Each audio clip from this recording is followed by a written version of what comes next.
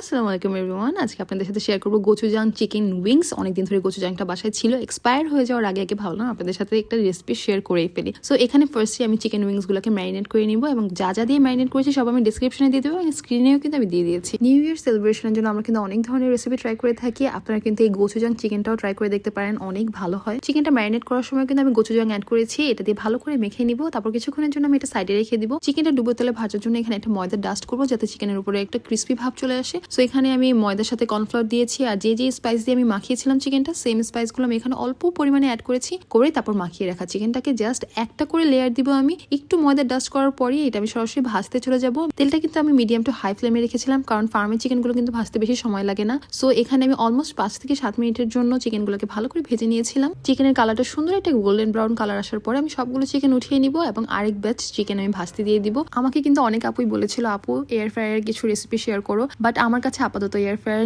নেই, কখনো প্রয়োজন মনে হয়নি, তাই কেনা হয়নি। কিন্তু আপনারা যেহেতু এত বেশি ইনসিস্ট করছেন, সো আমি অবশ্যই তাড়াতাড়ি কিনে ফেলবো। সো এখানে আমার চিকেনগুলো ভাজা শেষ আর আমি এখন একটা প্যানের মধ্যে অনেকগুলো চপড গার্লিক নিয়ে নিব।